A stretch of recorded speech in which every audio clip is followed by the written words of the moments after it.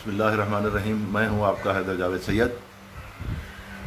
पाकिस्तानी रियासत का सबसे बड़ा मामला जो है, या ये कह लें कि सबसे बड़ा मसला ये है कि रियासत को हर वक्त एक अदद गद्दार की और इसमें आबाद 92-93% मुसलमानों के मुख्तलिफ मकादब फ़िक्र को हर वक्त एक अदद काफर की ज़रूरत रहती है। दोनों के कारोबार इसी पर चलते हैं। रियासत को आसानी से गद्दार दस्तयाब हो जाते हैं और मुसलमानों के मुख्तलिफ मकादब फ़िक्र को बहुत आसानी के साथ काफिर दस्तयाब हो जाते हैं। सादा से लफ्ज़ों में हम यह भी कह सकते हैं कि पाकिस्तान की आबादी की मुसलमान अक्सरियत के मकादब फ़िक्र की किताबें अगर आप पढ़ लें तो सब एक दूसरे के ख़िलाफ़ शिद्दत भरे फतावे कुफ्र शिर्क के रखते हैं, देते हैं, कहते हैं। लेकिन इसके साथ साथ ही इत्तेहाद उम्मत की ड्रामाबाजी भी सभी करते हैं। इत्तेहाद बैनुल मुस्लिमीन का चूरन भी सभी बेचते हैं। सवाल ये है कि अगर इत्तेहाद उम्मत और इत्तेहाद बैनुल मुस्लिमीन इतनी ही अहम ज़रूरत है और इस्लाम की रूह है और मोमन की ग़िज़ा है, तो फिर ये मकादब फ़िक्र उन बेहुदा फ़तवों से रजू क्यों नहीं करते जो इन्होंने पिछले 1400 साल में एक दूसरे के ख़िलाफ़ दिए हुए हैं। इसी तरह रियासत अगर ये समझती है कि पाकिस्तान की जुग्राफ़ी हदूद में आबाद लोगों के तमाम हकूक़ का तहफ़्फ़ुज़ करना इसकी ज़िम्मेदारी है, तो फिर इसे गद्दार का खेल जो है वो अब तक करना होगा। हम आगे बढ़ते हैं। मुल्क की सियासी सूरत हाल में खासी गर्मा गर्मी है।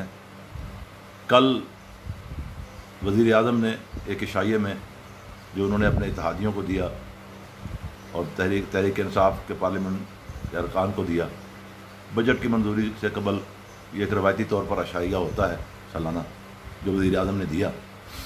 कहा जा रहा है कि वज़ीर आज़म ने इस अशाइया के अखराजात जो है वो अपनी जेब से अदा किए। हो सकता है उन्होंने अपनी जेब से अदा किए हों, अल्लाह का दिया हुआ, कौम का दिया हुआ उनके पास सब कुछ है। लेकिन अगर याद हो तो कुछ अरसा पहले जनाब वज़ीर आज़म खुद ये कह चुके हैं कि जो उन्हें तनख्वाह मिलती है उसमें उनका गुजारा नहीं होता। और अगर हम उस बात को कल वाली बात से मिलाकर देखें कि तनख्वाह में गुजारा नहीं होता जिस साहब का, उन्होंने 300-350 आदमियों को इशाइये में खाना खिलाया और वो भी अपनी जेब से, बात बड़ी हैरानकुन है। लेकिन चूँकि उन्होंने कहा है तो इस पर एतबार करते हैं। एतबार के सिवा कोई चारा भी नहीं है, इसलिए कि वो इस मुल्क के वज़ीर आज़म हैं। लेकिन एक बात उनकी खिदमत में अर्ज़ करना बहुत ज़रूरी है कि बदकिस्मती से कल भी इशाइये में उन्होंने जो ख़िताब फरमाया वो ऐसा ही था जैसे डी चौक के उनके ख़िताबात थे। मिसाल के तौर पर उन्होंने अपने अलावा सबको चोर करार दिया, सबको डाकू और लुटेरा करार दिया।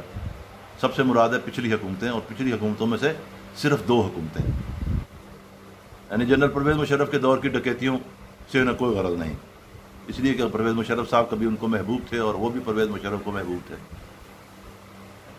लेकिन जिन पिछली 2 हुकूमतों को वो चोर, डाकू, लुटेरे, वतन दुश्मन और पता नहीं क्या क्या कहते हैं, और डी चौक में भी कहते थे, उन दोनों हुकूमतों के बहुत सारे नगीने, खूबसूरत नगीने, शाह महमूद, खुसरो मुख्तियार, हमीदा मिर्ज़ा और जैसे बहुत सारे सैकड़ों नगीने जो हैं वो उन्होंने तहरीक इंसाफ की तस्वीर में परोए हुए हैं। और कभी वो इस पर गौर करने की ज़हमत भी करें कि वो बड़े इनकलाब की बातें करते थे और एहतसाब की बातें करते थे, चोरों के एहतसाब की बातें करते थे, लेकिन फिर उन्होंने चोरों को छोड़कर डाकुओं को अपने साथ मिला लिया। तो क्या उनके कौल व फ़ेल में तज़ाद नहीं है? बतौर वज़ीर आज़म انہیں سوچنا چاہیے کہ جب وہ خطاب کرتے ہیں تو ان کے خطاب سے ایک تو کسی کی دل آزاری نہیں ہونی چاہیے، اور دوسرا یہ کہ حقیقت پسندی کا مظاہرہ کیا کریں۔ حقیقت پسندی یہ ہے کہ پچھلے 2 برسوں میں تمام الزامات سابقہ حکومت، تمام مسائل کی جڑ سابقہ حکومتوں کو قرار دینے کے باوجود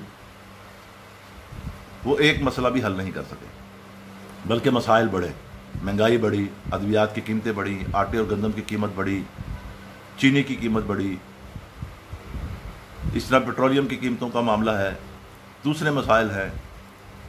مجموعی طور پر پچھلے 200 سال میں دو سال میں تقریباً 240% مہنگائی بڑھی ہے۔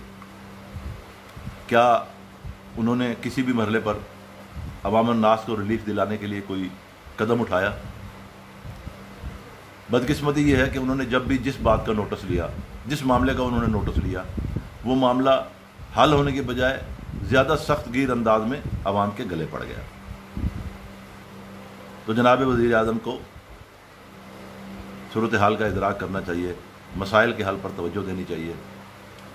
اب مہربانی فرمائیں وہ ڈی چوک کے مزاج کو ترک کر دیں، صرف وہی ترک نہ کریں بلکہ اپنے ہواؤں خواہوں کو، اپنے مشیروں کو، تنخواہ داروں، بے تنخواہ مشیروں کو بھی یہ مشورہ دیں کہ وہ سنجیدگی کے ساتھ مسائل کے حوالے سے بات کریں، مسائل کے حل کے لیے حکومت کی پالیسیوں کے حوالے سے بات کریں، نہ کہ سیاسی تضادات کو بڑھانے کے لیے بات کریں۔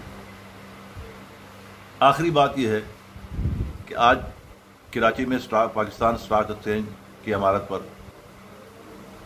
نامعلوم مسلح افراد نے ایک حملہ کیا۔ اس حملے کے نتیجے میں کئی جانیں گئیں، حملہ کرنے والے بھی اپنی جان سے گئے اور 2 پولیس اہلکار بھی فرض پر قربان ہوئے۔ اس واقعہ کے بعد جس طرح میڈیا میں اس کی تشہیر کی گئی اور جس طرح میڈیا کو معلومات فراہم کی گئیں، اس نے خود بہت سارے سوالات کھڑے کر دیے ہیں۔ میں ایک سادہ سا سوال ریاست کے اداروں کے سامنے رکھتا ہوں کہ کیا ہم آنکھیں بند کر کے ریاست کے موقف کو تسلیم کر لیں؟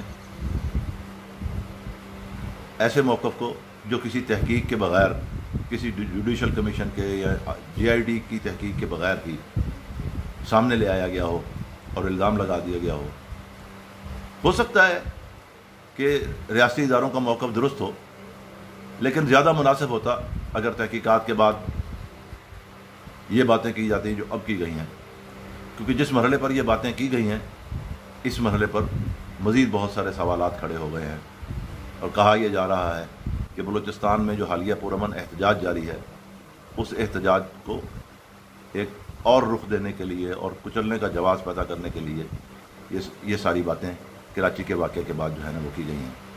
خدا کرے کہ ہماری رائے غلط ہو، ہماری سوچ غلط ہو، لیکن خدشات بہرحال ہیں۔